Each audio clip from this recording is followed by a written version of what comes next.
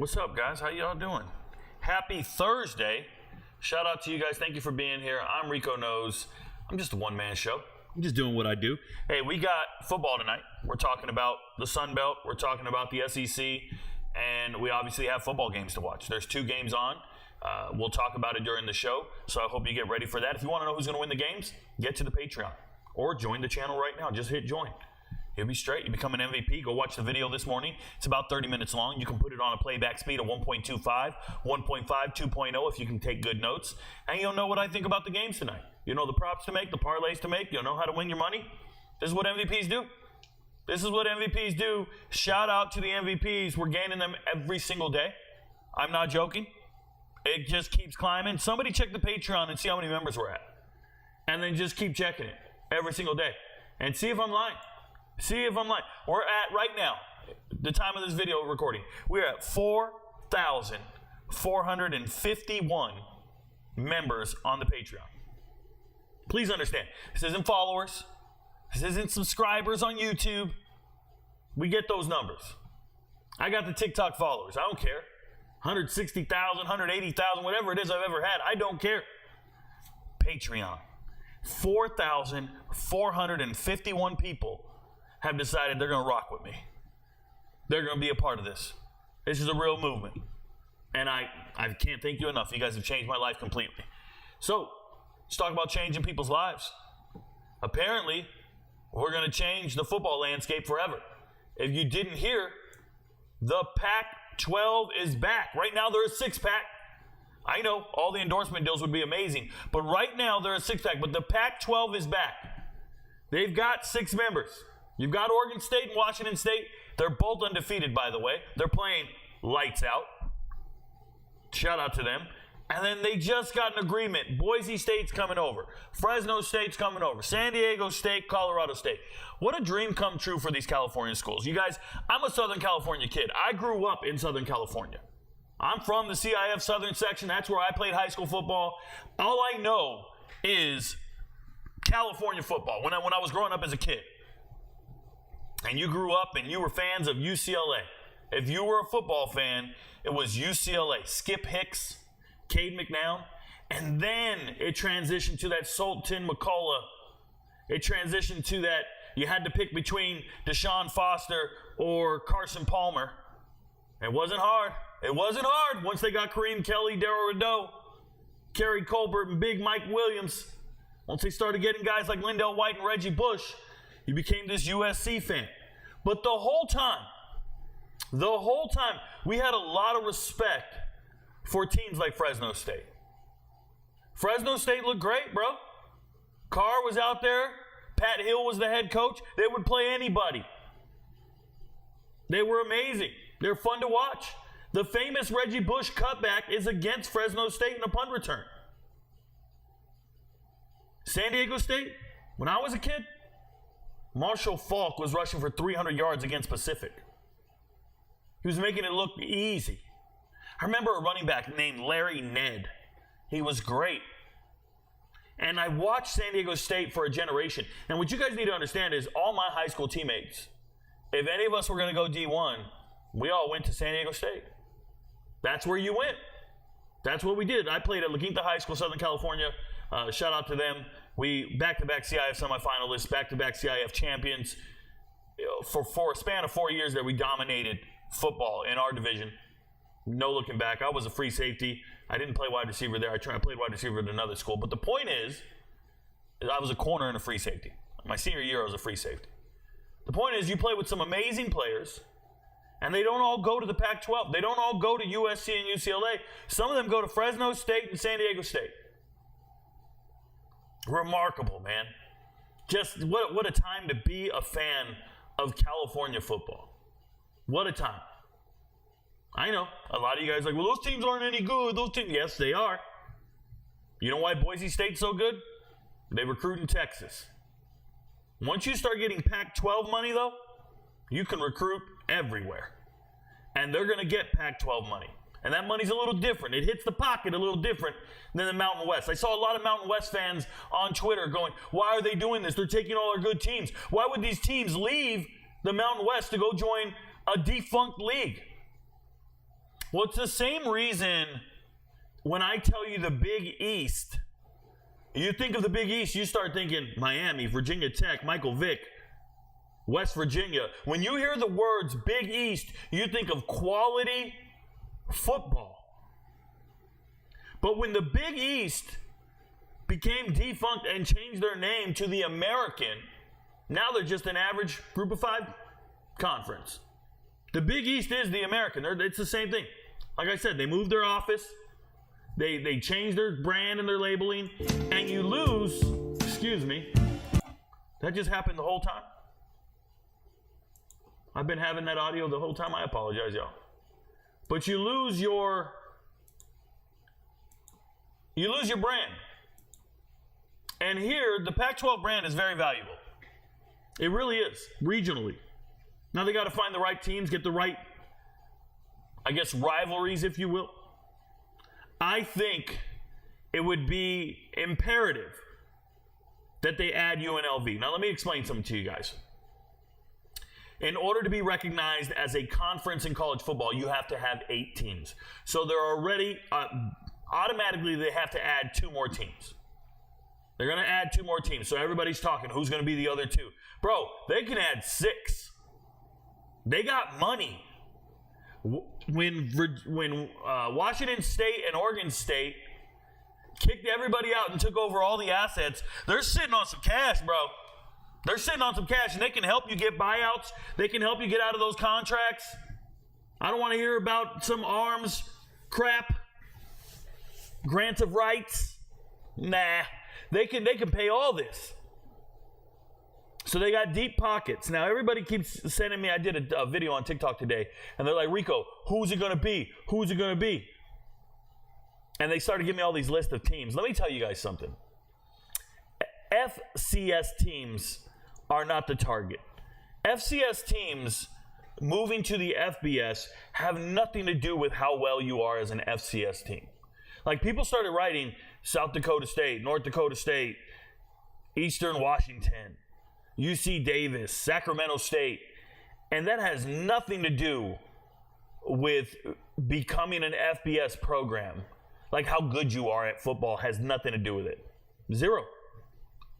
The way you become an FBS level team is your athletic department allocates more revenue to football. Okay, so your school has an endowment, your school has donations, if you will, a budget, and they look at it and they decide we're going to put this much money into the athletic department. And then they decide we're going to put this much money into football, for example. But if you're not getting enough money in the athletic department, you'll never be FBS. FCS teams have 63 scholarship football players. If you want to be FBS, all you have to do is pay for 23 more scholarship football players. Well, how expensive are 23 scholarships? Well, you better do the math, because it's a significant number. And it's not just 23 scholarships.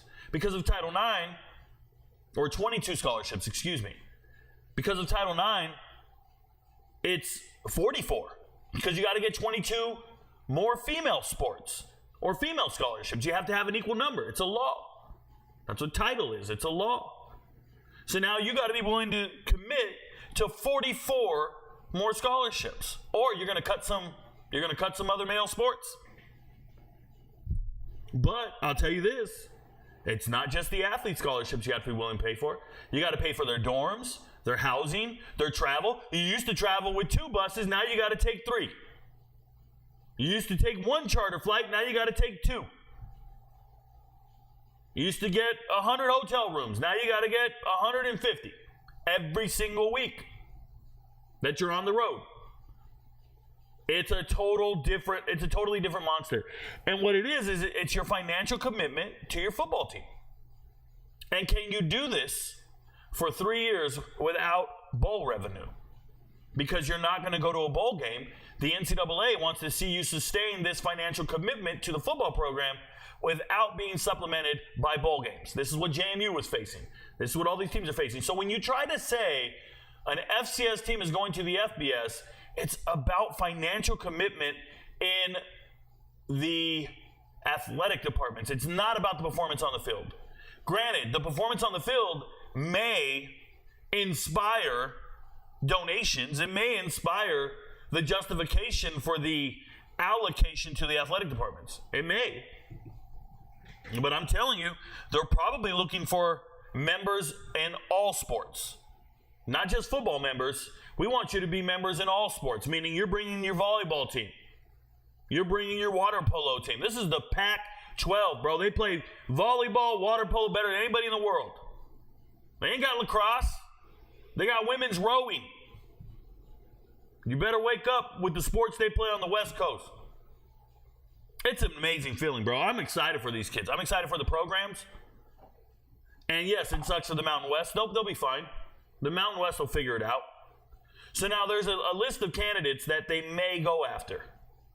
And this guy, whoever wrote this article here, doesn't know. He doesn't know what he's doing. Zachary Neal, he wrote this 2 hours ago. Whoever you are, Zachary Neal, you don't know sports. Zachary Neal says Tulane. Tulane, they were on the short list for being an academic measuring tool for the ACC. They were a good fit for the ACC. They're currently in the American. Yeah, sure, Tulane. Memphis, everybody wants Memphis. They just had a great deal. They have a great basketball team. Remember, you want to talk about added revenue to the conference. Memphis. The only issue with Memphis is the potential travel. When you start getting schools outside of your geographical region, you start increasing the cost of travel for every other university to play you in sports.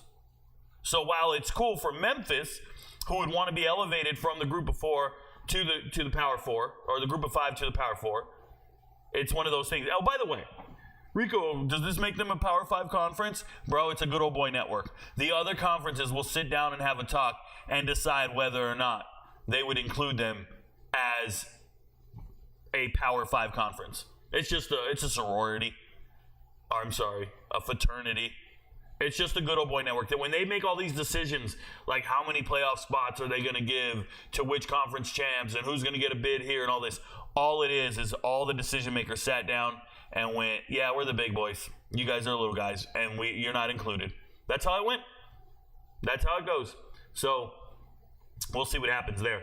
But if you try to make these guys a group of five conference with the amount of revenue they're going to generate, with the amount of resources they have, they're going to dominate the group of five. It's going to be silly. You don't do that to them.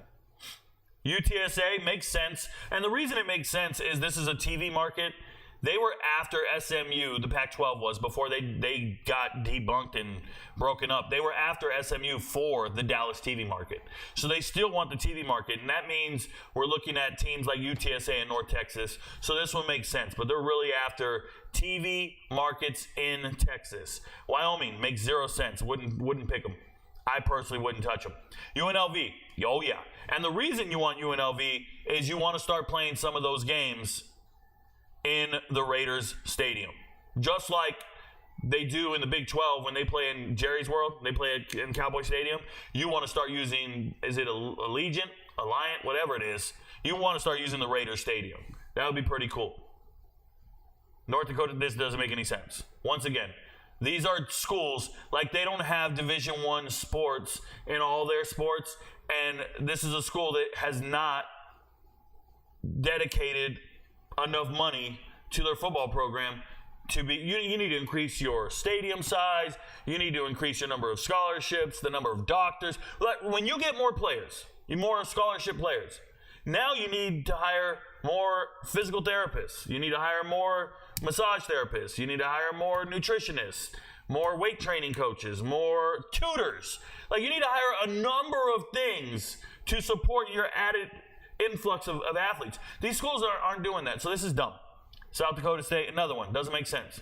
Liberty, absolutely does not make sense. Granted, I just don't like it. All the way across the country, it would make more sense for the ACC to backfill with Liberty after they lose Cal and Stanford. Because Cal and Stanford, but I don't agree with getting back with your ex either. Never do that in life. There's North Texas, makes sense. North Texas does. Hawaii doesn't make sense for anybody. Sorry to Hawaii, but when you grab Hawaii, you're increasing the cost of travel for every single team in your conference. Every team in your conference now has to go all the way to Hawaii at some point, and that costs a lot more than traveling here in mainland. So don't like it. Don't like it at all. UTEP, it actually makes sense, but I don't think it gives you much of a TV market. You know, if you've ever lived in UTEP, that's not Texas. UTEP is Mexico. UTEP is Juarez. I lived in UTEP for 3 years. I lived in El Paso, and it's an 8-hour drive to Dallas. This is not Texas. I don't think anyone in Texas gives a shit that a UTEP game's on. Nobody's watching it. Nobody cares. I'm just keeping it real.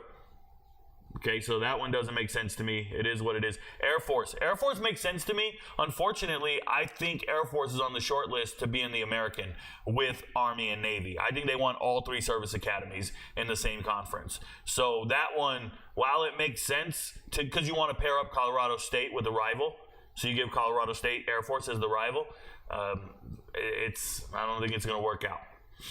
And then there you go. So the options are all these. I really like UNLV a lot, and I think San Jose State makes sense. UNLV, San Jose State makes sense to me, but I understand if they wanted a bigger brand. UTSA, Wyoming, Memphis, Tulane, fine. But the FCS schools probably not going to be there unless you're looking to grow the conference to 12 teams, and if that's the case, you better grab 12 established teams, not some FCS teams. All right, man. Well, it's SEC night. We'll get on it. We'll get after it because we do have football games tonight. We have 2 games tonight, Arizona State, Texas State. I am doing a watch party for that on YouTube. So if you want to come watch it, listen to us talk. I provide commentary. We're going to be watching it. We have bets on this game. We have prop bets. We have ways that we're seeing things. I'm a huge fan of both these teams. You guys know the deal. I put Texas State on the map last year by talking about them in the offseason, telling you how great they're going to be, and then they went out and beat Baylor like I predicted in the season opener. They won 8 games, the best season in school history, all because they utilized the transfer portal, hired G.J. Kinney, found Ishmael Mahdi, and just did a number of great things that I predicted, or at least I foresaw after seeing the moves. Shout out to me. I am really good. I shouldn't say really good friends. I do correspond with the Texas State football players offline, in my cell phone, on the phone calls, whatever it is, not just texting, not just Twitter, not just TikTok, but actually know the guys. So I always pull for Texas State, but I'll never let my fandom ever interfere with my betting prowess or advice that I give to gamblers. Shout out to them. At the same time, South Alabama is supposed to be playing Northwestern State, and it's supposed to be really bad weather. I hope they brought their swimming trunks. It's supposed to be raining. So there you go. Not going to go in depth on those. If you want to know, I did a 30-minute video on it this morning. Shout out to the MVPs. I hope you watched it. I made the video at like 2 a.m. I'm not joking. I went to bed at 9, woke up at 2 because I only need about 4 or 5 hours of sleep. Started grinding, then I went to the gym. Guys, I'm getting there, man. I'm getting there. I'm working out every day. Shout out to the beautiful Kim Jones. We're on a workout regimen you wouldn't believe. I feel really strong, fast, lean, feel good, high energy. Got off the caffeine, or got off the sugar, if you will. Got off the Dr. Pepper and just got back to doing what I used to do in the Army. You know, I've been an athlete for the last 20 years. Every single day, leading workouts, leading my soldiers, my troops, whatever, beating them in everything I could. And then I took a year off after I retired. And enough's enough. So we're getting back after it. So if I start looking thin and trim and, you know, it's just because I'm working really hard. You don't get this way by just chilling. Shout out to the haters. I got a dude who wants to meet me in person. No, you don't. Georgia. This is last week's results. Beating Texas Tech. When you look at it, I was very impressed. I was excited. I saw this coming, obviously. It was an easy win. But I was excited. Gunnar Stockton got in the game. Little disappointed he got sacked at one point, but I love Gunnar Stockton. Always been a fan. Shout out to him. Rayburn, his high school, Rayburn High School, Rayburn County. Sometimes you put the R in there, they get mad. Bro, calm down. I'm not a local. Nonetheless, got to play in the game. I like that. Running backs doing their thing. It's cool. I just like that Aaron Smith actually got some play, got some burn, got some stats. Aaron Smith, if you don't know who he is the fastest player in college football. Just doesn't have a good clean release all the time. Not the best wide receiver in the world, but if you can get him the rock, he's fast as hell. So they got him the rock, and he made it happen. Shout out to him. Tennessee Tech, unfortunately, a lot of their best players hit the transfer portal this past offseason, and it shows. Oh, well, it really wouldn't have mattered, right? Shout out to them. Let's see. Anything else I want to talk about in here? Not really. Easy win. Congratulations. Got it done. proud of them. Texas, we saw this coming. Texas blowing out Michigan, easiest bet of the weekend, and Michigan just looked terrible. I understand. I want to say one thing about Gunnar Helm here. Gunnar Helm, 6'5", 230, tight end. He's open every play. I think he's going to have a big year. You got to take your chances. I always check the sports book and see if they're offering a Gunnar Helm anytime touchdown, and just sprinkle a quarter unit on it every single time. Just sprinkle it. I hope you get good odds on it because he's going to be their target in the red zone. He looked great. He did his thing. I'm not too concerned. Like, I don't care that they got some interceptions on a scrub-ass quarterback. That doesn't matter to me. The linebackers are still leading this defense. When I watch it on tape, it's impressive, right? The speed of this defense is second to none. The Texas defense is actually carrying them. I understand their offense has all these players that people name and all this. This no-name defense, no name. It's absolute studs. There's like 9 pros on here. 9 in future NFL draft picks, I promise. Yeah, it's real. They feel loaded. And Michigan, you suck. Real. We're only talking about SEC today. Only SEC. Alabama, finding a way to win. I was not impressed with this game by Alabama. Obviously blowing it open in the fourth quarter, 28 points. But it's way too close the entire game. What I saw from you was offensive ineptitude, like just not getting it done. I'm seeing Justice Haynes get 3 yards in a cloud of dust way too many times. Why is Jalen Milroe not utilizing his legs? Are we doing something different with the scheme and the coach is telling you don't run with the ball? Because Jalen Milroe is a special kind of athlete. You got to use his legs. So for him to finish a game with 2 yards rushing on 12 carries, that's crazy to me, bro. That's crazy. That's a dual threat guy. This is Michael Bishop. Let him do his thing. Let him do his thing. They're still trying to force the ball to Jeremy Bernard and get him involved in the game. I don't think it's a natural flow, and I wish it was. Defensively, they showed up to play. They're good. They're good. They're mean. I don't like the corners on this team. I think it's going to come back to bite them at some point, but it is what it is. Ole Miss. Ole Miss. Ain't nothing to worry about here. They got the kid in the game, Austin Simmons, remember? 16 years old last year. I think he's 17 now, whatever he is. He skipped the last 2 years of school because he was homeschooled with a fake GPA, and the kid reached out to me on TikTok, was like, no, I'm really good, and I really did this, and I don't care, bro. You got held back twice in the 8th grade, bro. Get away from me. Get away from me, you adult. Nonetheless, a couple things I learned in this game, or at least that I noticed. First and foremost, Rashad Amos. You have more tackles than touchdowns this season. Shout out to you. You don't like me? I don't like you, bro. You suck. Anyways, shout out to him. Transferring after being a 1,000-yard rusher just to sit the bench is wild, but that's what you wanted. Henry Parrish is the alpha male in this running back room, and he proved it. He's going to get the carries. He's going to be the guy, the Miami transfer, coming back home. He used to run for Ole Miss and play at Ole Miss, but that means Bentley, Dominic Thomas, they're all just going to be in there just piling it in the bench, just hanging out, rubbing thighs, staying warm. Once again, I talked about Holden Willis always getting open. There's nobody covering him. Just remember that when you're talking about MTSU. But on the flip side, Trey Harris is an alpha male. He's going to get his Randy ratio. He is the best receiver on this team. Yes, I know Benny Wells just showed up from South Carolina. I don't care. It's Trey Harris, and it's a crime he doesn't have a touchdown. It's a crime. It's a crime. Defensively, they're out there doing their thing. Princely, you suck. You manly. Got a sack. So what? I watched the game. They got a lot of players in. They rotate their guys. They stay fresh. Ole Miss is loaded, y'all. Ole Miss is mean. Ole Miss is mean.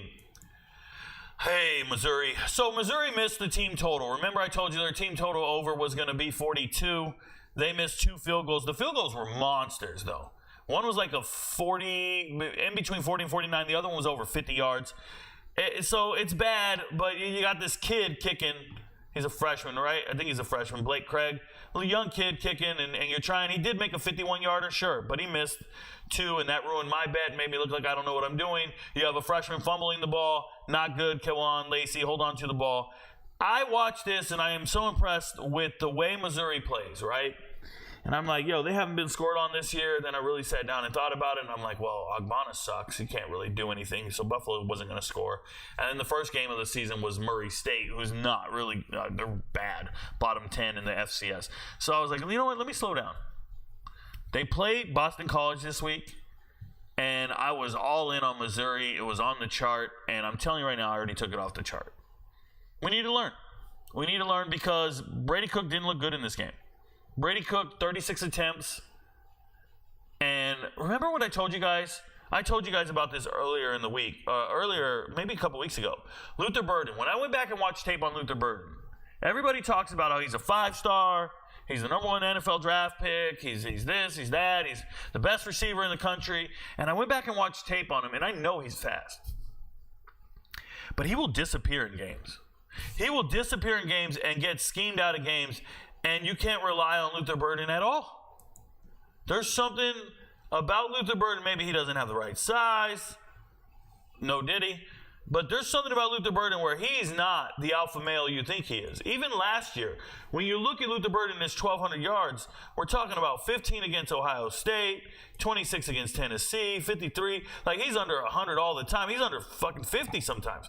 He tears it up in non-conference games against absolute scrubs. But once he got into conference, he did nothing. One game against Florida, a terrible team, he does nothing. And I started thinking about it. I'm like, man, it's not, I'm not impressed. I'm not impressed. So obviously Theo Weiss comes out, the Oklahoma transfer, comes through in the clutch when they needed him. But there's Luther Burden, 3 catches, 15 yards. You're going to be very, very disappointed if you bet on Luther Burden to carry you in any particular week, at any particular time. It just doesn't feel right. So there's still a lot to learn about this team and how they're going to win the game. They got to find other people. And Brady Cook can't be doing this shit. 1 interception. Did he fumble? No, Lacey's the one who fumbled. But 1 interception. He did get 2 rushing touchdowns. He is a dual threat quarterback. He's sneaky athletic. We always say sneaky athletic when a white guy can run. Tennessee. Tennessee. Y'all don't know. Arrested Development. Y'all don't know. All right. So turn on the tape. Sat down and watched this. First off, isn't James Pierce supposed to be the best player in the world? They all tell me James Pierce is the number 1 draft pick. He's the best defender in the world. Dude, I watched the game. That guy didn't do shit all game. I literally just watched him every single play. I didn't care what was going on. I just watched him over and over and over and over. Rewound it, forward. Nothing. Didn't see anything to be impressed with. Nothing to be impressed with. Nico actually played okay, but not good. Everybody, getting excited about Nico, not good. 2 interceptions, not good. Now, Tennessee as a team absolutely confused the hell out of Grayson McCall. And I actually want to give credit to this kid, Jermon McCoy, transfer, coming over from Oregon State. He ended up becoming a starter at Oregon State as a freshman last year. He transfers into Tennessee. Jermon played a good game. And they're confusing the defensive or the quarterback play over here of Grayson McCall. Grayson McCall throws an interception. It looks bad, but they really couldn't get anything going. Jordan Waters looks like he needs to go back to Duke. That's a Duke transfer running back. He's losing his starting job to Smothers. At least that's what it looks like. It just was a piss-poor performance by NC State, and I'm really worried about NC State. I can already kiss that futures bet goodbye. I think I put a unit on them on their futures bet, and there's just no way they're going to win over 8.5 games. There's just no way. These guys look terrible. For week 1 against Western Carolina, they just barely edged it out. Then they come out here, they don't look like a nationally ranked team at all. And now everybody's talking about Tennessee as some national championship contender. And I'm trying to tell you guys, I don't think they look good on tape. The defense looks good. They're able to run the ball a little bit, but they don't look good on tape to me. So while I think they're looking impressive after a win like this, it just might be NC State is that bad. And for me, I think what the national media is doing is trying to prepare you and try to precondition you to think Tennessee is a top 10 team in the SEC. So they're like a top 4 team in the SEC. So they deserve a bid in the playoffs and all this stuff. And it's like, no, guys, they're not playing very good. Defense played lights out. But I'm telling you, Nico, some of the decisions he makes are bad. Wide receivers are good. Squirrel White's good. In special teams, he's good whenever he touches the ball. But I need to see Brazel do his thing, Brew McCoy do his thing. And these guys are probably running wide open. Holden Stays, the Notre Dame transfer. These guys want the ball. Nico needs to find a way to get it to him. He's still learning. Oklahoma, I hope they're learning. Hope they're learning that they ain't shit. First and foremost, Gavin Sawchuk, you are the biggest disappointment. 2 games into this season, you look like you are completely insignificant. They're moving on to Javonte Barnes. They're just done with you. So back-to-back weeks, Gavin Sawchuk, I think he might have 10 yards on the season. Absolutely worthless. You know what? I want to know. I'm going to click on him. 19 yards on 10 carries. 1.9 yards a carry. This guy looks terrible. Now, you might want to blame the offensive line because they didn't get it done, right? 2.6 yards a carry. But for me, I thought the defense played well. Obviously, they won the game 16-12. When I look at Houston didn't do anything different that they did against UNLV. UNLV allowed around 200 and some odd yards passing. They allowed them to move, but don't, bend, don't break type defense. And Houston just managed to, score a touchdown here and there. I keep saying but apparently you don't know. But Oklahoma needs to figure it the hell out. You got more than one wide receiver. People keep telling me you got a wide receiver room. There's injuries, Rico. We're injured. Nick's not in there. We're injured. You got this guy hurt. Oh, you got people on your bench. You're supposed to be recruiting players. Zion Reagan's freshman out of Georgia. I saw him play. I know how fast he is. I know how good he is. Brennan Thompson, a transfer from Texas. Bauer Sharp, an FCS transfer. You got to find better players. You got to find it, man. They're on the team. How many wide receivers you got on scholarship, bro? Find them. Only Deion Burke's getting open. And that's Jackson Arnold. That's on Jackson Arnold, by the way. That's on Jackson Arnold. Defensively, they played great. I thought they were stout. Dominic made a play. Dominic Williams, the TCU transfer. There was some plays there that I was really impressed. But you win. Win's a win. They better figure it out.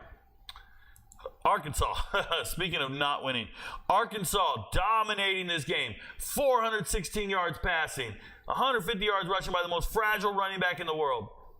And you find a way to lose. Miscues everywhere, not getting it done. And what I want to say is it's unfortunate that Jackson wasn't there at the end of the game ready to finish this thing and go out on top. They had to start playing Rodney Hill in the fourth and in overtime, and Rodney Hill is not any good. Shout out to Rodney Hill. We've talked on Twitter. Shout out to Rodney Hill. He sent me DMs and then he blocked me.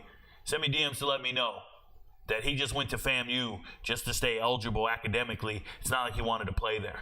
I'm like, dude, I don't care. I'm going to still make my video and call you a bum. Nonetheless, Xavier Sori, former 5-star, I think he makes plays on the defensive end, but he also makes very, very dumb mistakes. Very dumb. This is a guy who'll push you after the whistle. That's the type of shit he's doing. I wouldn't want to draft that guy, just so we're clear. I wouldn't draft that dude. I hope nobody does. This team looks bad. And when I say they look bad, they're going to move the ball. They have good players. They look bad like they're badly coached. They're badly developed and put together. Bad's the wrong word. It's just, it doesn't look conducive to winning. It just doesn't. Nah, don't like them. Hope they get a bunch of points. Speaking of don't like them, LSU beating Nichols. I guess it used to be Nicholls State, but it's Nichols now. Yeah. Let me say this. LSU, when I watched the tape back, it was a quick watch, by the way. Quick watch. LSU looks like Colorado. They drop back to pass every single play. They have no semblance of a run game. They're not using any of the running backs. They can tell me Josh Williams is a slasher. Caleb Jackson is a bowling ball. They do all this stuff. I don't care what you say. It just looks like Colorado. You can name every defender on the team. You can brag about them. Doesn't move me. The guy that sticks out to me when I watch tape is Zy Alexander. He looks great. He's got a lot of length at corner. Zy Alexander's very good on tape. That's a Southeast Louisiana transfer from last year. So he transferred here 2 years ago. I love the way Zy Alexander looks on tape. Shout out to Sean Washington, the Georgia transfer, actually getting playing time in this game. But this thing just doesn't move me like that. Someone's at the door? I'm not getting the door, bro. You are SOL. SOL. Nonetheless, LSU does not look good. And I don't know what they're going to do. They have no run game whatsoever. No push up front. That offensive line everybody bragged about, not good. Texas A&M, I want to tell you guys, they play Florida this week. I took them off the board. I had it on the chart, and I was like, yo, I'm taking Texas A&M to cover the spread against Florida. Florida's injured. A&M looks ready, all this stuff. And then I watched this game. First and foremost, shout out to Camden Six Killer. That's his name, Camden Six Killer. I did a high school film review on Camden. He's from Oklahoma. I did a high school film review on him last year on TikTok. So he reached out to the channel, got a film review done on him. Shout out to him, man. It's nice to see a true freshman starting at quarterback. Pretty cool. Now, A&M. You're getting Bussy involved in the game. You have no receivers. None. I don't care who Connor Wegman throws to. I don't care what he does. I'm never impressed by Connor Wegman. I think he's a terrible quarterback. He's terrible under pressure. He's terrible against good teams and good athletes. I don't like Connor Wegman. I don't think Marcel Reed's any better. They're all pointing fingers and trying to find somebody. I don't think the answer is on the A&M roster at quarterback. Running backs are good. Moss, Daniels, very good. Obviously, they found Bussy, and they think he's got some skills. I think he just beat up on some scrubs. Their wide receiver room is so underwhelming. Cyrus Allen is not an alpha male. Cyrus Allen is not overly good. I watched every game of Cyrus Allen's career. Okay, he was at La Tech before this, transferred in. This is not a good look. La Tech 2 years ago, best receiver Trey Harris. Next best receiver was Smoke Harris. Then Cyrus Allen. So this is the third best receiver at La Tech. And now he's here, and he's your most productive receiver. Not the best one, most productive. Obviously, Noah Thomas is supposed to be the best one. Moose Muhammad, these guys are supposed to be the guys, but I'm not impressed with any of this. Just not, man. And it's going to be a problem. The defense is stout. Eventually, they'll break. That's the reality of the situation when the offense doesn't come through. I hope they get it done. Shout out to me for once again telling you Will Lee is the best corner in the transfer portal, or at least one of the best. And he's going to go over here and make a difference. And when they tried to tell me he wasn't starting, I just laughed. I'm going to keep telling that story till I'm blue in the face, because the R lads and everybody else told me, he's not even starting, Rico. He's going to be on the bench. And I was like, nah. Will Lee is a blanket, best player out there. Let him go do his thing. And sure enough, he's showing out every single week. Speaking of showing out every single week, Auburn goes out there and lays an egg. Now, some things Auburn should be happy about is they were competitive in this game. They were close at times. For the whole game, they were kind of close until they weren't, right? The clock ran out, and they weren't winning the game. But Peyton Thorne throws 4 interceptions. Cal was trying to give them a chance to get in this game. Cal missed 2 field goals. Cal was refusing to score and actually take advantage of these mistakes, and Auburn just couldn't close the gap. They couldn't come through and make the plays that mattered, and it's a shame. Jarquez Hunter fumbling.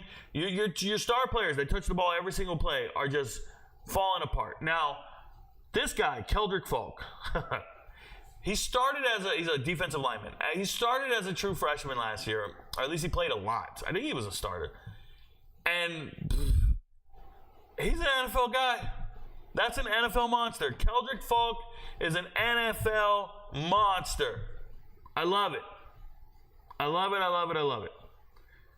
Here's the problem, bro. Towns Magoo. I said this guy, I sang his praises for 4 months? This is the star of the spring game, made 7 field goals.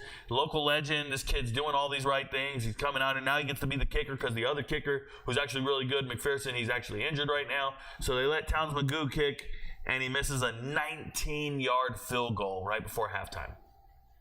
Talk about a momentum killer. You can't make a 19-yard field goal. The easiest one, bro.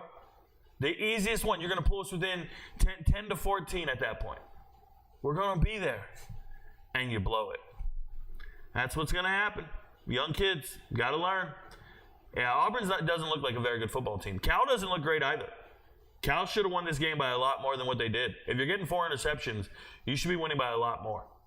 Shout out to Cal, though. They were dominant. Speaking of dominant, oh my goodness. South Carolina beats the ever-living shit out of Kentucky. Now, let me just say this.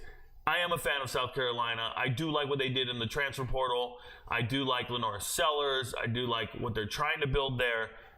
That has no bearing on when I pick these games. And I picked Kentucky to win this game. especially after South Carolina's Week 1 performance against ODU. And then they come out here and hit Kentucky in the mouth. And Brock Vandagriff plays so bad. I got MVPs questioning my intelligence. I have MVPs, one MVP in particular, just spamming the Discord server. How did this happen? Rico doesn't know shit. Why did he make this a lock? And he's so angry, out of his mind. And all I can tell the guy is, get a fucking life, bro. These are picks. And I'm right 60% of the time against the spread. This is one of the misses. Move on. Oh, you parlayed them together and this killed your parlay? You're a bad gambler. How the fuck are you parlaying 60% locks? 65% locks, 70% locks. How are you parlaying those beyond 2 legs? You suck at gambling. Go lose your money by yourself. Leave me alone. The only person who sucks more than that dude is Kentucky, man. They look gross. And if Brock Vandagriff is going to play like this, you're bringing in Gavin Wimsatt? That's not the answer. That's not the answer. You ever been in a bad relationship, like a toxic relationship? And you're like, you leave the house, maybe you go to the bar or something, start drinking, and you meet a random girl there.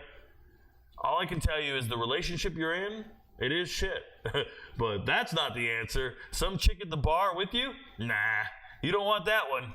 I'm just telling you, you're not going to find the right answer when you leave the house. That's not how that works. Gavin Wimsatt is the chick at the bar. You don't need Gavin Wimsatt. No, the problem here is, I think it's scheme. It's a scheme-driven issue. Whether you have the right amount of blocking up front with your offensive line. The offensive line was overwhelmed by this defensive line from South Carolina, 100%. But I have issues with you not getting your best player of the ball. Barron Brown did fumble a kickoff return, but why are we not getting Barron Brown the ball? Barron Brown needs the ball. No, did he fumble? He fumbled at one point. But why are we not getting him the ball? He has no receptions. We're throwing to some guy from FAMU, Fred Ferrier. We're throwing to a running back, a transfer from North Texas, and Dane Key. I don't know what's going on. That's the best player on the field. Barron Brown's the best player on the field, and you're not throwing him the ball. It's bad. But that's also bad. That's some Shedeur Sanders type numbers. And on the flip side, I don't think South Carolina looked that great on offense. Their defense was so great, it gave them short fields, and it let them just pull away. But we're talking about 3 fumbles. Lenore Sellers, still not where he needs to be. But Nick is a professional. I think I had him my 4th best safety in the country. 4th or 5th best safety in the country. Got to double check Twitter. I gave out a list before the season started. And just a number of great players. People making plays. Transfers everywhere. It just looked like a team. Shout out to Beamer Ball, Shane Beamer, and what they're doing. Jalen Kilgore gets another interception. Back-to-back weeks, these guys are just dominating the defensive side of the ball. But my God, did Kentucky look terrible. And I don't think we can pick Kentucky the rest of the year. Don't think we can pick them the rest of the year. Florida. Rico, DJ Lagway is amazing. DJ Lagway for president.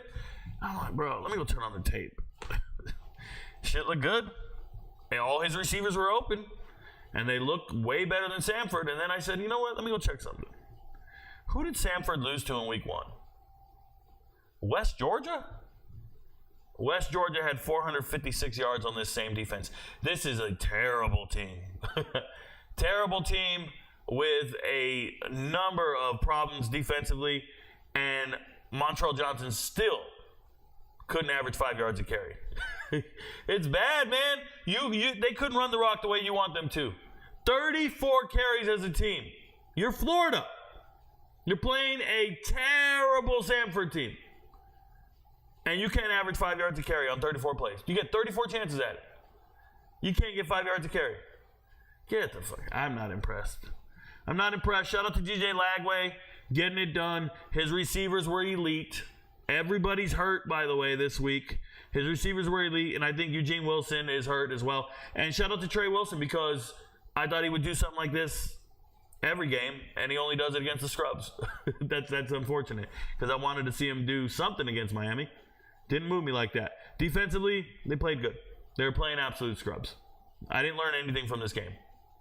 Nothing. Well, I hope Alcorn State learned something from Vanderbilt. Excuse me. Diego Pavia is him. Eli Stellers used to be a quarterback. He throws for a touchdown. Good stuff. Came out there, used everybody. I think 7 different players scored touchdowns in this game. A lot of depth. Defensively, DeCosmo, if you don't remember him, 2 years ago, he transferred in from Stanford. Okay? Prince Collie transferred in from Notre Dame. Just good players everywhere. I was impressed. I like the way they look. I'm a believer in Vanderbilt right now. Oh, by the way, if Vandy wins one more game, I'm winning. I have $1,000. Well, I shouldn't say 1,000. I have 10 units on Vanderbilt's win total, and it was 2.5. Vegas didn't know what they were doing. I made a video. It is linked and pinned to my Twitter profile. It's the first thing you see. If you go to my Twitter homepage, RicoKnows TikTok, all one word, RicoKnows TikTok on Twitter. You guys should know this. And if you go and you look, you know what? Where's my text bar, bro? Where's my text bar? There it is. If you go and look at my Twitter, the first thing you see is my futures bet video where I'm talking about Vanderbilt. And I say things in that video like, they could beat Virginia Tech. They're going to beat Alcorn State. They're going to beat Georgia State. And they're going to win 3 games. They play Ball State as well. And here they are. They already have 2 wins. I'm about to win a 10-unit bet. Are you shitting me, bro? I'm taking my girl out for steak after they win this weekend. Just letting you know. Shout out to Vanderbilt. Arizona State, Mississippi State, no semblance of running, and it's a scheme thing. They're not running right. They had -9 yards rushing in the third quarter at one point, but Blake Shapen gets on it. They start throwing. They make the game look closer than it actually was. This is not good. It wasn't this close. It wasn't this close. It just wasn't. That's the reality of the situation. Shout out to them. By the way, Isaac Smith making all the tackles in the world, that's cool, but he's a safety. You don't want a safety with this many tackles. That's not good. That means you lost the game. Stone Blanton coming over, played really good. Shout out to him, but yeah, ran over. And shout out to Arizona State. We'll see them tonight. This week's matchups in the SEC, before I get to the chat, you got Alabama against Wisconsin. We're going to learn about these teams. Obviously, Wisconsin struggling to score at times. Alabama struggling to score at times. They better figure this out. I think this is a low-scoring affair. I really do. I like the under in this game. I took it off the chart, I believe. I still think Alabama can cover the spread, but I like the under. I also think that Alabama's corners are going to be in trouble because there is some real firepower in Wisconsin's receiver room if Van Dyke can complete a pass. I wouldn't bet on it. This one's interesting to me. I told you LSU has no semblance of a run game, so they're only going to be throwing. And if they're only going to be passing, the strength of South Carolina's defense is their pass rush and their secondary. So let's find out where it goes. But I like South Carolina in this game. I do. The spread's not big enough for me to bet on them, but I like South Carolina to give LSU very big problems in this game. I do. Now, South Carolina has a terrible offense. Got it. But I think we're going to see and learn something here. I think you can tease that. I would probably tease it to like a plus 14 or something, plus 14.5. Boston College, Missouri. Like I said, we're going to learn about this game, see if Missouri's defense is real. They haven't been scored on this season. We'll see what Boston College has in store for them. I really like Missouri. Tulane, Oklahoma. Still got to learn about both of these teams. Tulane, we learned that they can go blow for blow with anybody. Oklahoma's defense is dominant. And it's only 13 on the spread. That's 2 touchdowns, y'all. Tulane played good against K-State. It's a little different monster here. Oklahoma can play the run harder. You're not going to be as wide open with the corners. There isn't a speed discrepancy in the secondary. I think Oklahoma looks pretty good in this matchup.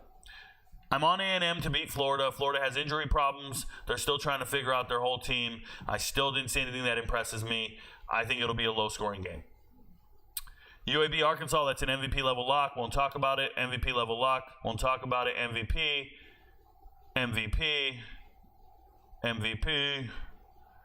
Auburn, New Mexico, I think it's MVP as well. Toledo, Mississippi State, definitely MVP. And then Kent State, Tennessee, MVP. So there's nothing to talk about here. Become an MVP if you want to learn about those matchups and what I think. That's pretty much what that means. I'm going to jump to the chat before I jump in on the Sunbelt. We'll break down all the Sunbelt games, but let's go to the chat. Thank you guys for being here. Once again, shout out to the MVPs. Shout out to everybody who makes my life possible. Let's interact and scroll up. Good, not a lot of chat. I like that. Hunter Darling says, let's ride. Let's go Bobcats. Good luck to you, Hunter Darling. Shout out to the Bobcats. It's time. Fresno State. Yeah, Moises Corona. It's pretty awesome to see Fresno State going to the Pac-12. That's exciting stuff. What brought you over to Georgia? Give me a GI mix, ZZ. What brought me over to Georgia? Oh, I live in Georgia now. I was a military veteran. I was in the military for 21 years. I am a retired first sergeant. So when I first in the Army, before I joined the Army, I was a sports writer and an automation programmer. Don't really want to get into what that is, but I was doing these things. And then I decided to join the Army after we invaded Iraq. So I wanted to go to war, join the Army. As soon as I took some tests, as soon as they evaluated me, I became military intelligence.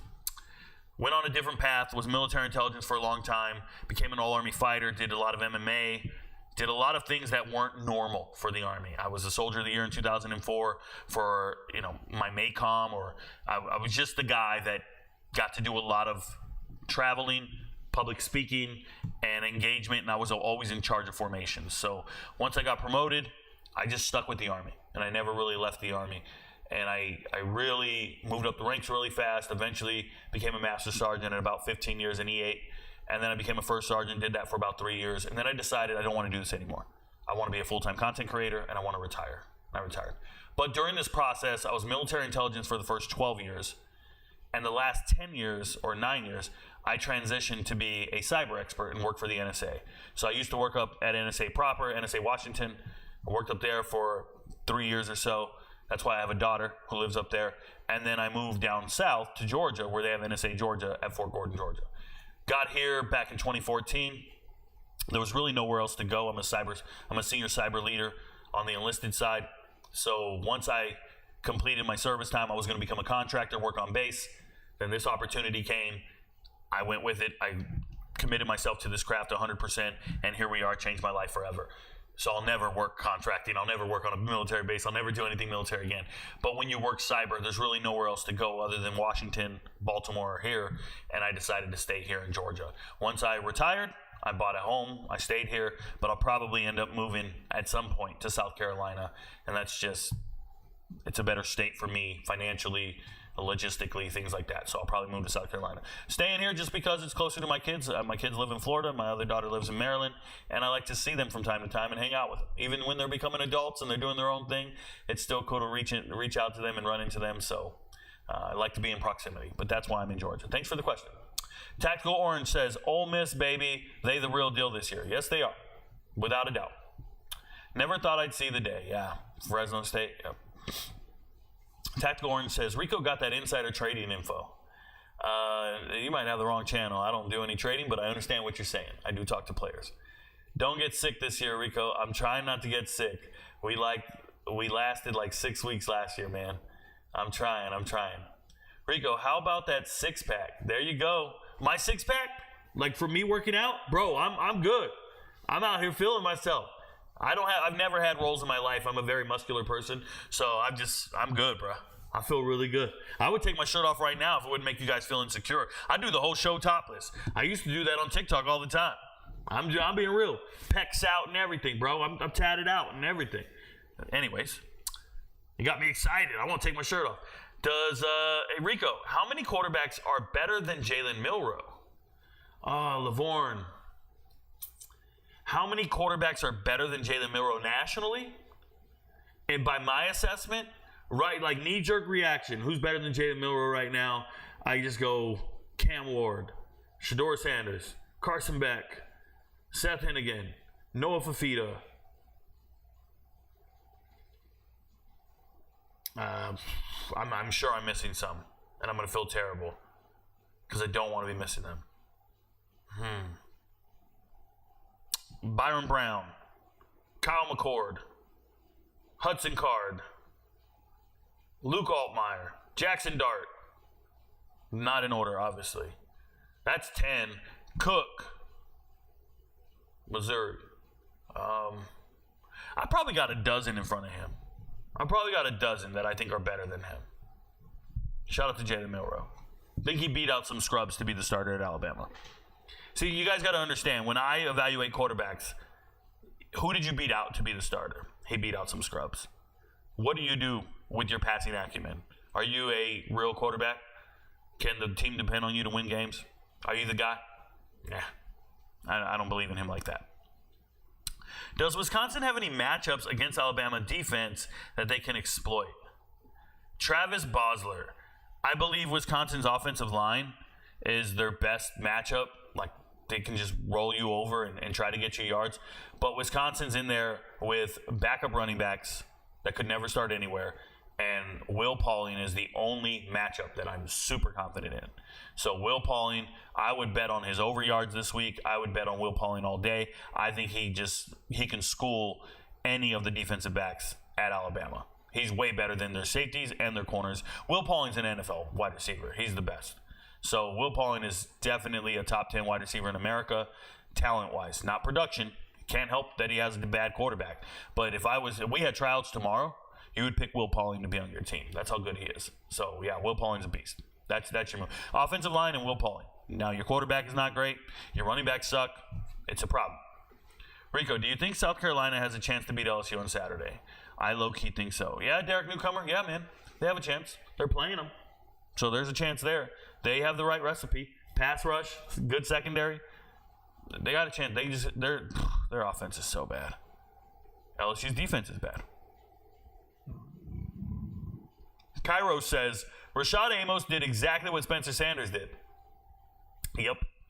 I don't know how players use the portal, but don't check to see who's already there coming in.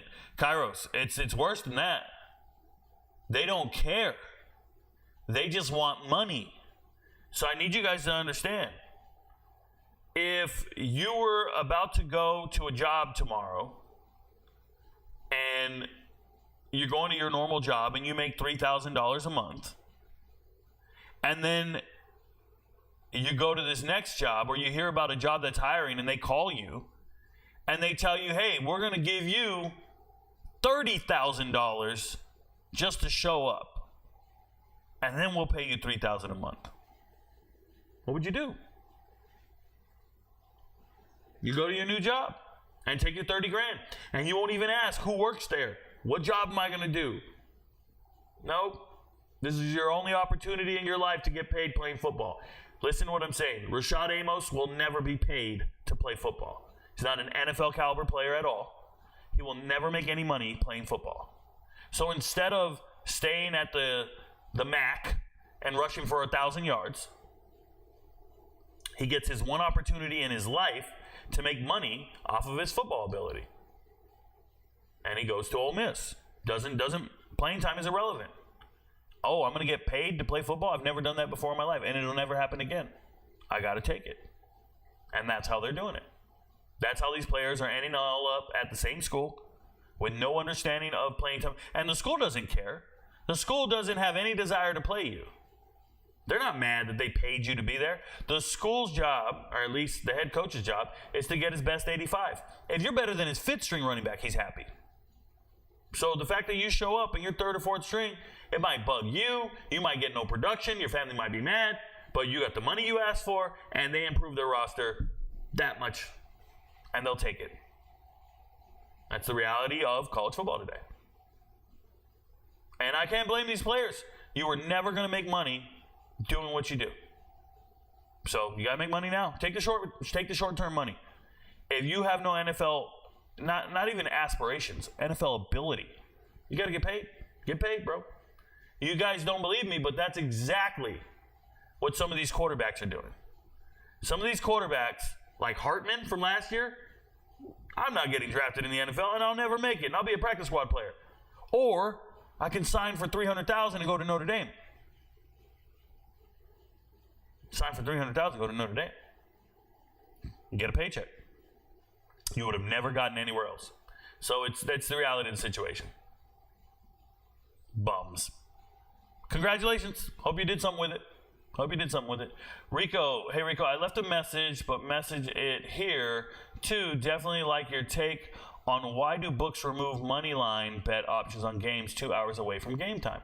So Jared Bush, oftentimes books will take the money line bet off because it's too big. There's just too much. So I'll give you an example. If they leave the money line at 5,000, somebody could come out and just bet $500,000 on the game. They could, right? So $5,000 to make $100, $50,000 to make $1,000, $500,000 to make $10,000. So if you see a minus $5,000 in football, you go bet $500,000 on it. You just made $10,000 today off them. They don't want that, so they take it off. But you could just sit here and bet heavy on some chalk favorite and just go crazy. One bet, and you made $10,000 today. You're just sitting around, just making $10,000. Do I want that much exposure? Not me personally, but I'm sure there's people who do it. Oh yeah, I know there's people who do it. I know guys making $1,000 by betting on a minus 1,000. You bet on a minus 1,000, and you bet $10,000 on the minus 1,000, and you make 1,000. Can you complain about making $1,000 in a day? No. And that's how they're doing it. So the books will just take that shit off. Just be like, oh, you know what? We don't need that here. Yep, it happens. Shout out to them. Is Brian Kelly on the hot seat, or is it too early to tell? Definitely too early to tell. He'd have to lose games that he was expected to win. Like, that's how you get on the hot seat, is when you start losing games you're expected to win. Winning games and doing it in a non-impressive fashion doesn't matter. Nobody cares. If you win a game and it wasn't impressive, good. It's a win. Win's a win. Winning games is hard. Congratulations. Enjoy your win. Losing games you were supposed to win or expected to win, you'll be on the hot seat in a hurry. Now, losing games based on coaching decisions, like time management, play calls, decision-making, going for two, going for it on fourth down, like that can get you on the hot seat in an accelerated manner if you're doing the wrong thing. But losing games that you're expected to be competitive in and getting blown out, like what Colorado did. Colorado getting blown out by Nebraska. Let them lose this week. Coach Sanders will be on the hot seat because their whole season's going to fall apart. It could accelerate it. It's decision-making, man. It's decision-making. Especially when you see all the players transferring, doing really well at other schools. Seeing the coaches who left doing really well at other schools. It's crazy. Smoke Harris is the coolest name I've ever heard. Oh, then you don't know DeColdest Crawford? DeColdest Crawford also was supposed to be at La Tech. I think now he's in JUCO. DeColdest Crawford. App State, what a breakdown. It's coming up. It's coming up right now. I'm going to be talking about the Sunbelt here in a second. Hey, Rico, does Lagway make Florida's offense any better than a Mertz run offense? I think they're different skill sets. I'm not a huge Graham Mertz guy, but if I was Florida, I would try to redshirt Lagway. So let him play 4 games, let him get his feet wet, and then do not burn his red shirt. That's what I would do. You have Mertz. He's a capable quarterback. Let him play. Let him play. It's not going to change the outcome of the season. Letting Lagway play this year doesn't change your win total, doesn't change anything. All it does is buy your coach some more time if you let him play. Because then you can go around and tell people, see, look what he's capable of and all this shit. Dude, let him play 4 games. Save his red shirt. That man will go ham in a couple years. Give it some time. I feel like Burden III only succeeds when Missouri can run the ball and defenses have to stack the box. Your thoughts? Yeah, I think he succeeds when the DBs suck too. I think he succeeds when the defensive backs aren't as good. And they're slow, and he's faster than them. I see him succeeding when he runs drags and slants and not really anything else on his route tree. But it obviously helps when you're running the ball and then they get 9 in the box and then play action. It obviously helps. He does really well against inferior competition. That's what I've noticed. NFL corners, shutting him down. SEC corners, shutting him down. Do you like Boston College plus 16.5? I know you said you wanted to learn, but just wanted to hear your input. I don't necessarily like it. We're going to learn if it happens, but I don't necessarily like it at all. The play in that game is Missouri minus 16.5. To assume that Boston College will be able to score on them is wild. Thomas Castellanos is highly inaccurate as a quarterback, cannot throw to save his life. So now you have to try to run the ball in Missouri, and their defense is great. They have a lot of depth. Rotation is great. Yeah, Missouri can stop the run all day. So what you're really banking on is Castellanos extending plays and making you look, but they don't throw very well. They're not a good passing offense. So it's really going to be running the ball. And then you have to try to stop Missouri. And can you stop Missouri? That's the real question. And I wouldn't bet on anybody stopping Missouri. I would watch and try to learn, but I wouldn't bet on it. Remember the term. Like, you guys got to think about it from this perspective. Would you bet on that? Not do you think it's going to happen. Would you bet on it? And if you start approaching some of these matchups and some of these questions in that regard, it'll really change your perspective. I'm going to give you guys an example. I was working on the chart today. I'm working on my Saturday chart. And when I'm working on the spreads and looking at all the different teams and the matchups and doing all my stuff, my research, I literally do every single game. I do every single game, and I do that breakdown on everything. And then I get to one matchup, and I intentionally will tease the spread to try to see what I can do with spread and overs and unders and do this alternate spread, alternate over combo and get it to plus 100 for the MVPs. I do this all the time. And when I was teasing the spread, I got to one particular game, and I was like, I don't have to tease that spread. I believe in that spread the way it is. That's how I know I'm on a lock. That's how I know where I'm at. Like, I'm like, oh, that's a game I believe in wholeheartedly. Right? So you have to just understand, like, I'll even increase the spread. Vegas has them minus 14.5, and I'm like, oh, I think they're minus 22. So then I'll go and I'll tease it to minus 18.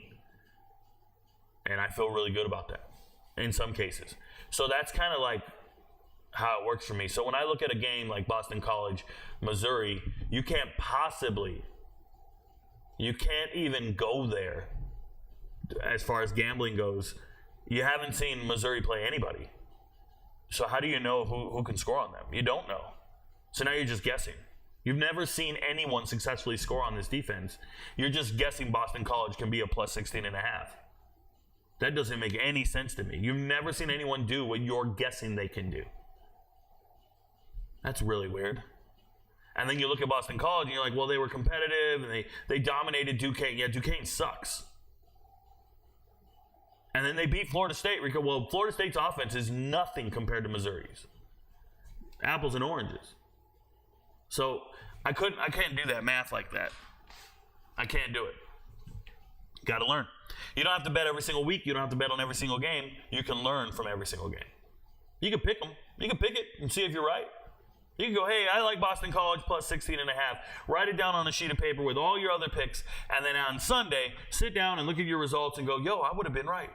Do that over and over and over. And then once you get a trend and you get a good feel for it, I'd say by the third or fourth week, now you have enough information to actually place a bet. That's how that works. But nobody's going to listen to me. You guys are gamblers. You guys are fucking degenerates. You're dying to throw some money on something, and you're going to go out there and make that bet. And you're going to, you need the juice. You need to feel it to get it right. That don't make any sense to me. But it's your money, not mine. Thanks for the question, Alex. I appreciate you. Thoughts on Levy so far? Is it just going to take time? Likely a new defensive staff. Also, thoughts on true freshman wide receiver Mario Craver. So, David Pitton, thank you for the question. When I look at Mississippi State, I think they're one of the worst teams in the SEC. I thought this in the preseason. If we go over here and I pull up transfer portal rankings, I'm going to pull it up on the chart here.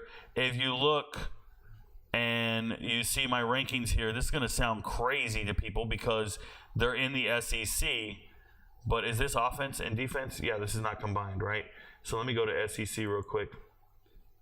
In the preseason, Mississippi State, I had them ranked 93rd nationally. Do you guys understand that there's only 65, 66 Power 4 teams? That means I have 30 Group of 5 teams ahead of them. I think Mississippi State is utterly terrible. It's a personnel thing. It's the talent on the roster. I don't think they're any good. Worst team in the SEC. This is my preseason rankings. Haven't touched anything.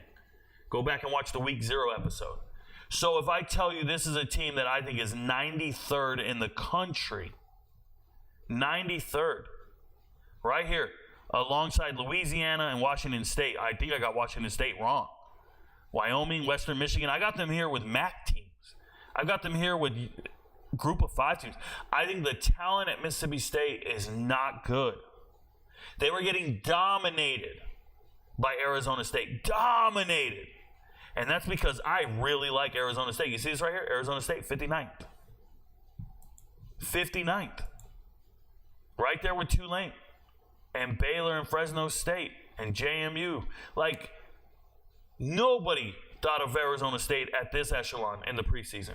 When you heard Arizona State in the preseason versus Mississippi State, you go SEC versus these scrubs? Not me. I expected a full-blown domination. And that's what we got. I think Mississippi State has a lot of growing pains. But they are deplete of talent. They don't have good players. This is why you can ask me about a true freshman, because they're not deep enough. So true freshmen that don't really move me like that are being asked about. It's Kelly, the kid from UTEP. What's his face from Louisville? Coleman. Those are 2 good receivers. They're probably the worst receiver room in the SEC. Outside of Vandy, maybe. And they got players. They went and found some. I'll have to go back. I owe you an answer on Mario Craver. I don't have any information or any opinion. I shouldn't say I don't have any information. I don't have any opinion on him personally. I watched his huddle tape. I watch everybody's huddle tape. Retain information. Watch it. That's where I'm at. That's where I'm at. Doesn't really move me like that. I put $1 on Arizona State that they will score a field goal. Let's see if I beat my cousins. Hey, beat your cousin, bro. I hope you beat him. What up, Rico? Excited for the watch party tonight. Thank you. So am I. Arizona plus 2.5. Weekday games will never be answered. Weekday games are MVP level locks and information.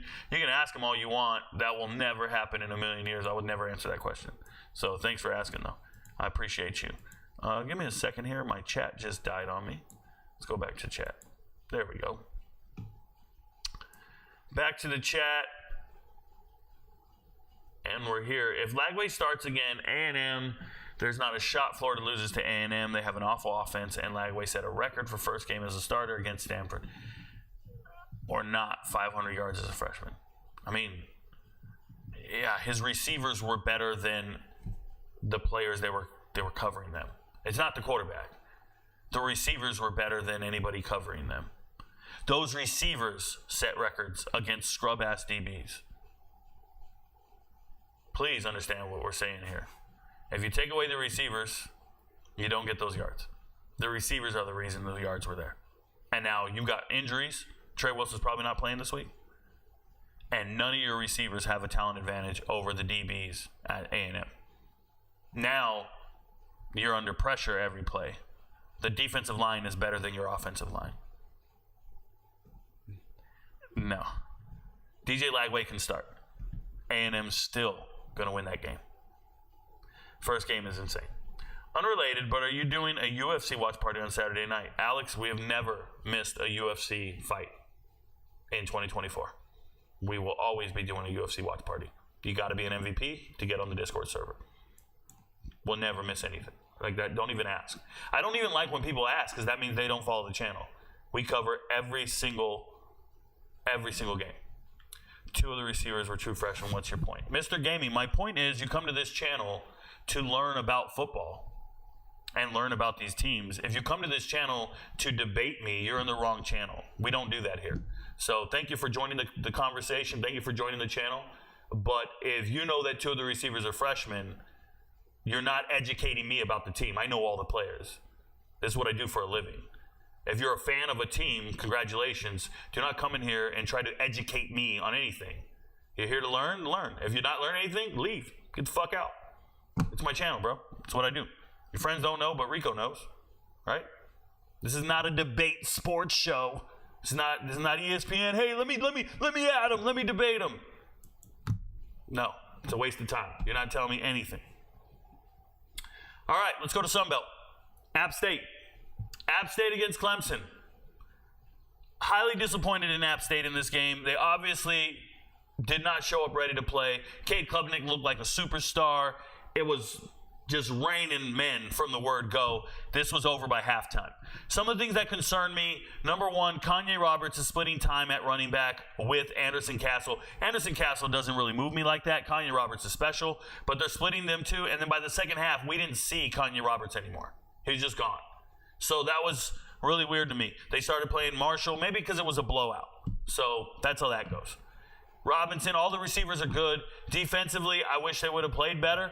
But this looked like they mailed it in early. And it kind of reminded me of what Colorado State did with Texas, where you just want to get out of the game injury-free, and you don't care if you win or lose. So hopefully App State was just getting ready for the next week, this week's game, because they didn't show up to play this game at all. I love App State. I think they're loaded this year. They look terrible. Speaking of terrible, Troy's going to have a terrible season.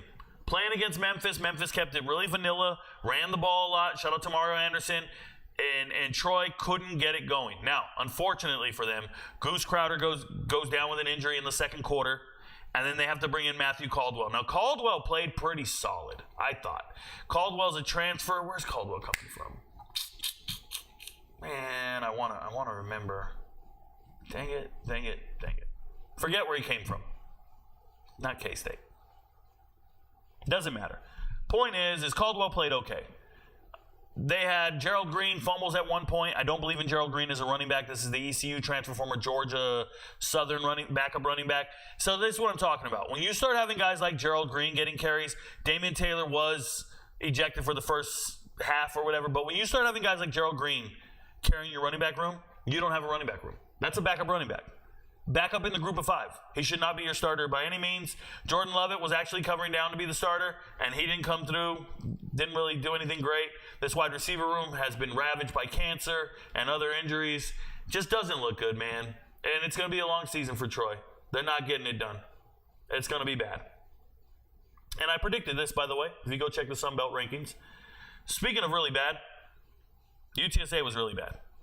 But on the flip side, Texas State lived up to all the hype that I've been telling you about for 2 years now. Texas State is great. Jordan McLeod looks the part. He can extend plays with his legs. He's actually running in this game, doing great things. I'm curious if they were just resting Ishmael Mahdi, because they didn't use him at all. And they should have. Ishmael Mahdi as the superstar. And they're using this Lincoln Pear kid, the transfer from Arkansas State. More power to him. Torrance Burgess, transfer from UTEP. Deion Hankins, transfer from UTEP. It's nice to see them in the game and getting playing time. Nice to see RJ Martinez get some playing time. I like the NAU transfer from our Baylor quarterback. But it felt like just too much Texas State and not enough UTSA. I'm just saying UTSA defenders look terrible. Like there's a hitch. I'm telling you, Chris Don just takes it to the house on a hit. Like he just catches a 10-yard curl. And nobody's there to tackle him. Whether it be Denver Harris or whoever the hell people want to name, like they just look bad. And Texas State looked the part. Joey Hobart's still their leading receiver, still the guy that everybody wants to cover. Cole Wilson, former FCS All-American, still a complete stud. They don't get the ball to these guys enough. They didn't need to. They shut it down at some point, but they're playing good. I would say that their best player on defense is Ben Bell. Every time I watch, Ben Bell is that guy. Him and James Neal, really. James Neal's a stud too. But Ben Bell, the only problem with Ben Bell is he's a little undersized. Pass rusher, defensive edge. But he looks really good. So does Bobby Crosby. Crosby got the pick, and he looked good. Drew Donnelly, White Lightning, fast as hell, transfer from Cincinnati. White kid, pretty good. They even got a chance to play their backup punter, bro. Shout out to Texas State, looking the part. Marshall, don't look good. Sorry, Stone Earl. Stern Earl becomes a starting quarterback. Won the quarterback battle, apparently, and he's the starter. And you're playing Virginia Tech. It's going to be tough. It's going to be tough. Shout out to A.J. Turner. For the second game in a row, A.J. Turner goes for over 100 yards. This guy is explosive, and he's big. Got good speed. Pay attention. A.J. Turner's a player. He looks good. A.J. Turner, they got to get him the ball more. I like him a lot. Looked the part, made some plays that mattered. Hey, J.J. Roberts. If you guys don't know, J.J. Roberts, former Ole Miss and Colorado transfer, was at Colorado. Oh, Dave Harris, also at Colorado. No, J.J. Hawkins. J.J. Hawkins. Sack. There it is. That's Colorado. Colorado, Dave Harris. So 2 Colorado transfers coming through in the clutch, playing pretty good games. He looks like a substitute school teacher, J.J. Hawkins. He's an older-looking dude with the glasses on. Still, no chance that they could stop by Shaw Tutton, and they couldn't win this game, but I thought they played well. It was 10-7 at half. It was competitive, and then it kind of fell off. And that's scary for Virginia Tech because they should be dominating these games. Speaking of should be dominating, JMU should be dominating, and they were not. And they looked, for the second week in a row, I've been really confused by this offense. I'm not impressed. Alonzo Barnett looked great in week 1 against Charlotte. This week he did not look good at all. He looked terrible. And I don't think they have any other answer at quarterback. Apparently they don't because that's all they're doing. And then Ayo Adeyi, who I really believe in, I think he's in the doghouse. He had a fumble. I think they recovered it, but he's just four carries minus 1 yard. This is a guy who's rushed for 900 yards on 100 carries. Like, this is a beast of a running back. Nothing. And then George Pettaway, when you watch the tape, though, this is the North Carolina transfer. George Pettaway has real breakaway speed. He's a real playmaker. At first, I said he wasn't a natural running back. I thought of him like a slot receiver. Dude, he's nice. George Pettaway, beast. Tyler Purdy, Holy Cross transfer, I believe. Came over with coach. He's going to start getting playing time at this rate because Ayo Adeyi's not getting it done. Wayne Knight probably not ever going to play. Like, I don't even know how he gets in the game. Every time he gets in the game, I don't even know how he got there. He's the 4th running back, and he should be redshirting or something. Like, I don't know. Doesn't look the part. Receivers, very disappointing, and it's part of Barnett's fault. Jacob Dobbs, looking great on defense, making all the tackles. He's a leader. It's no surprise here. This man's got over 400 tackles, I think, in his career. Complete stud.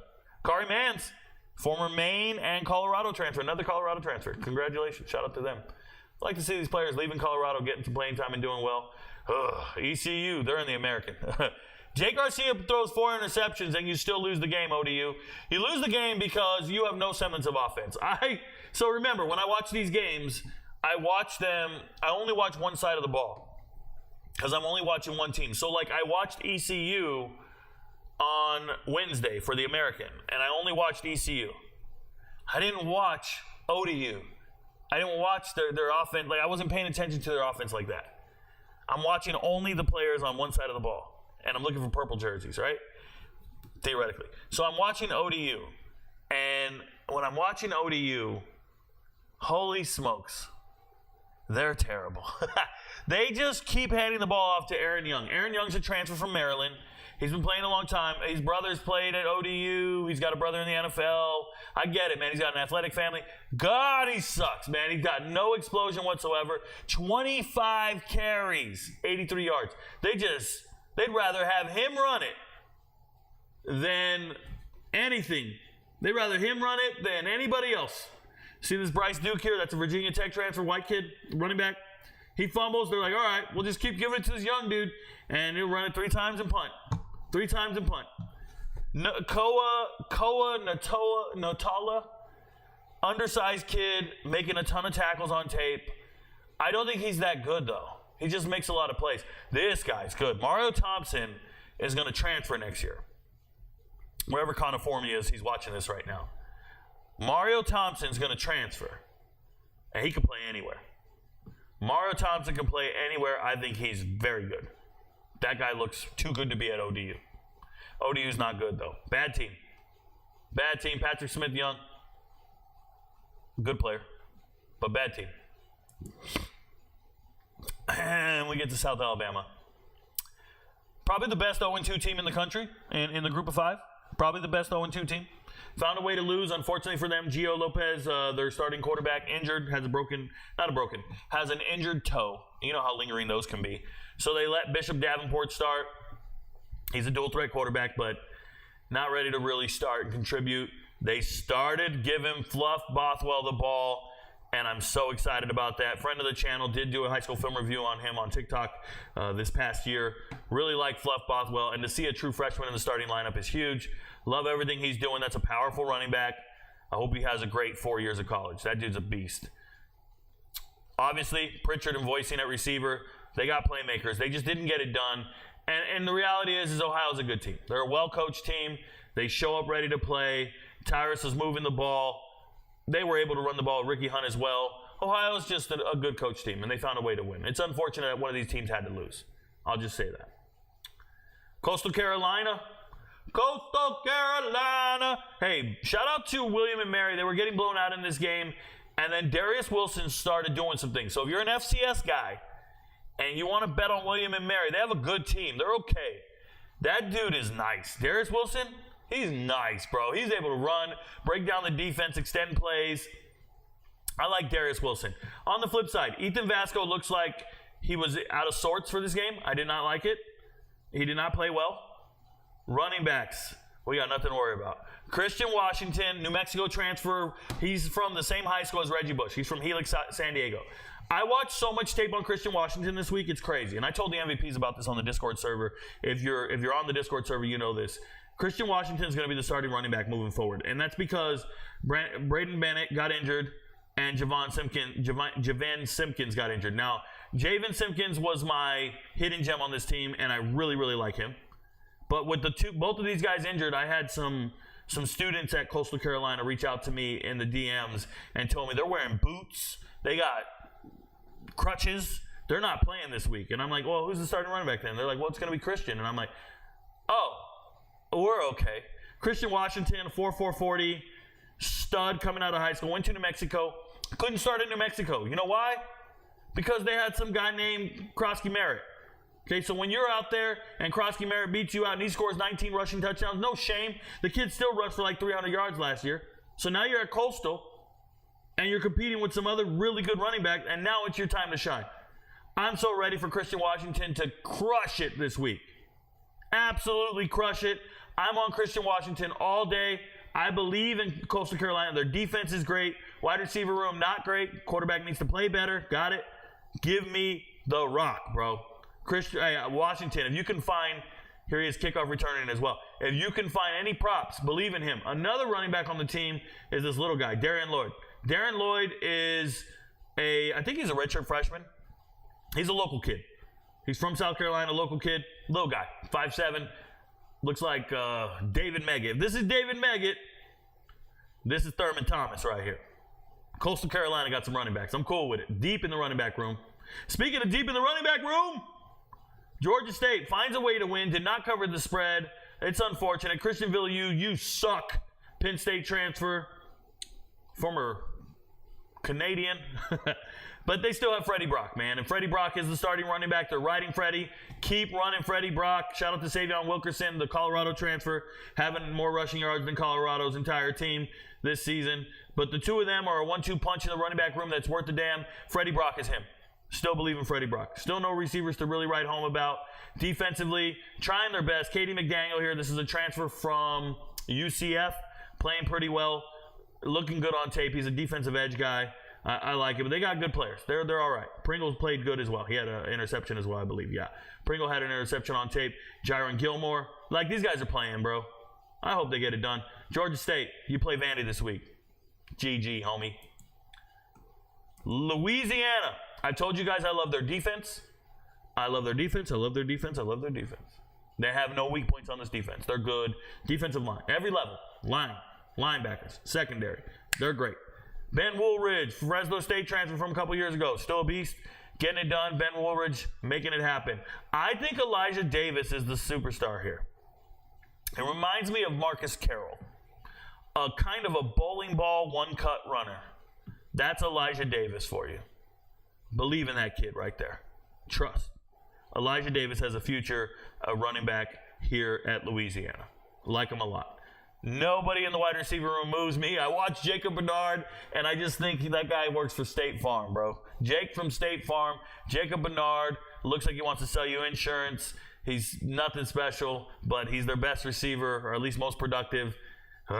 Defense, all studs. Don't even mess with them. Meat eaters. Meat eaters! Love their defense. They're going to carry them. You won't see a lot of teams scoring on these dudes. You won't. Not going to happen. How about Nevada, bro? Georgia Southern finds a way to win. Nevada might be the biggest headache for every team out there.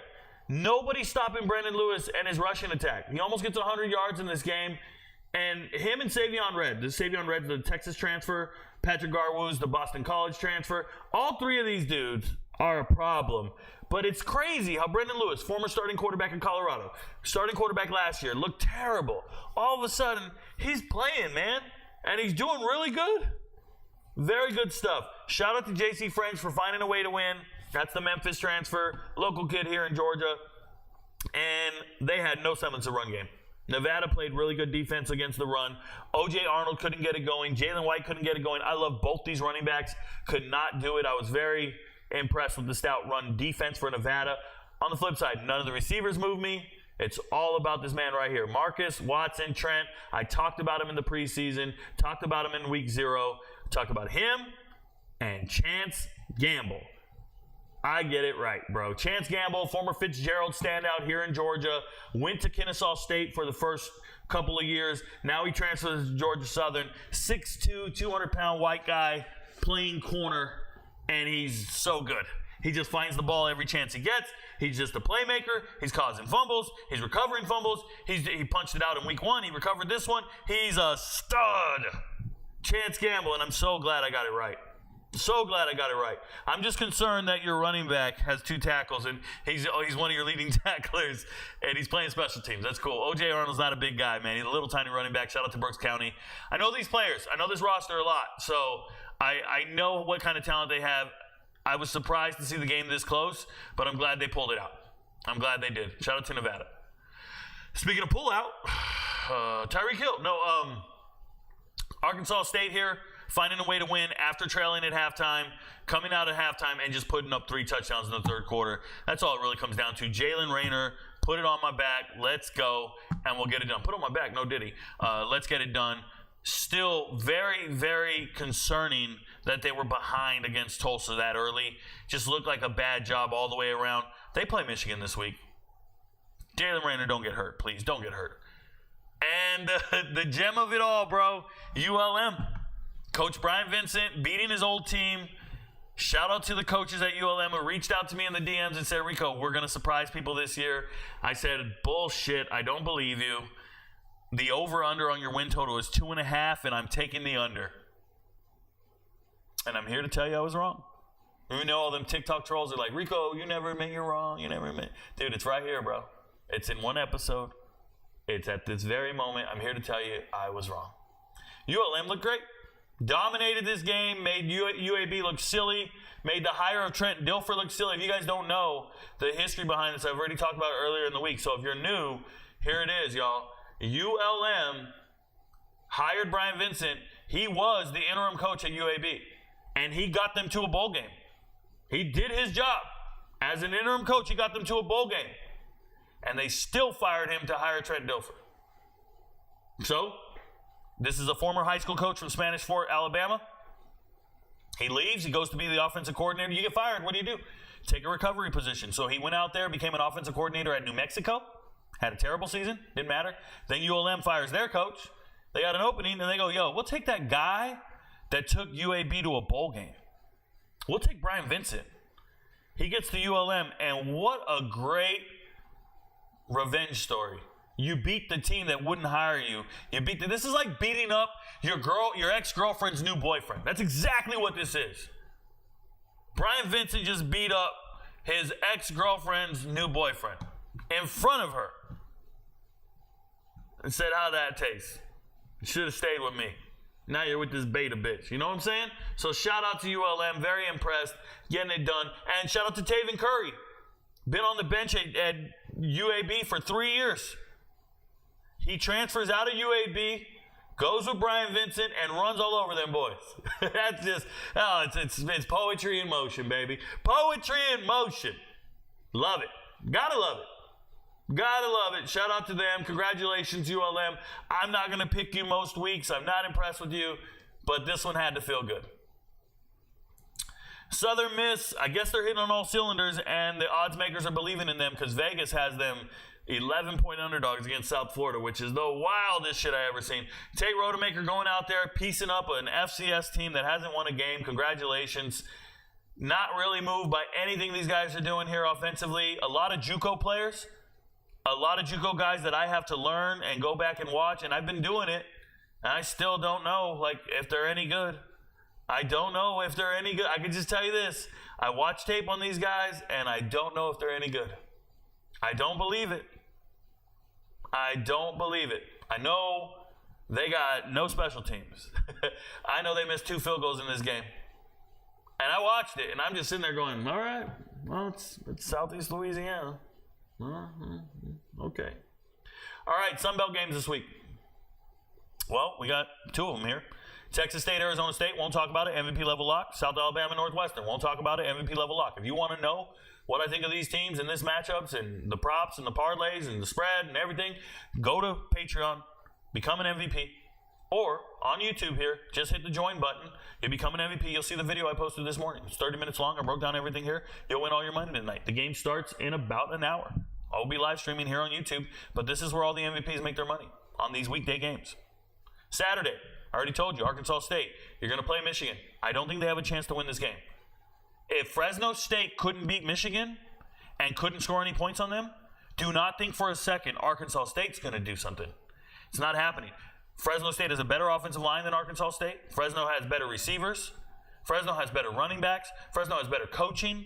And they couldn't muster up but 10 points, a touchdown in the 4th. Nah, man, Michigan's going to hurt them. Please don't get hurt, Jalen Raynor. You have an entire season ahead of you in the Sun Belt. Coastal Carolina against Temple. That's an MVP level lock. Won't talk about it. Troy against Iowa. Troy's just bad. They don't have enough firepower to score. I think they get shut out. I think Iowa's defense is stout, and there's just no way Troy's competitive in this game. Iowa's going to win. 21.5 points makes sense to me, but I think the under makes sense to me. I don't know if Iowa's going to score 40. The under makes sense to me. App State, East Carolina, MVP level lock. Virginia Tech, Old DU, MVP level lock. I still don't know the spread to this game. Georgia Southern better win. They better win. Don't know the spread. The spread here is 10.5, MVP level lock. And then South Florida Southern Miss, 11 points, MVP level lock. Unfortunately, I know all these teams really well, so they're all on the chart. That's how that goes. I'm going to jump to the chat one last time before we end the show. Thank you guys for being here. If you have any questions, comments, concerns, anything, show up and do it. Put it on chat is what I meant for YouTube. All right, we're here in chat. Let's go. Interact. Where'd we leave off? Stone looked absolutely terrible against Virginia Tech. I think I didn't leave off there. I left off here with Willie Bobo. Willie Bobo, I never ask about a weekday game. I know better. There you go, Willie Bobo. Hey, Willie Bobo knows. Shout out to him. Sugar Shane is for real. Let's get excited for Saturday. UTSA looked bad against Kennesaw, too. I knew Texas State would win that one. Yeah, Ty Owens. I think UTSA did look terrible against Kennesaw as well. Yeah, UTSA has not looked good at all this season. Mr. Gaming says, I'm coming back to let you know you're wrong. Okay. Listen, man.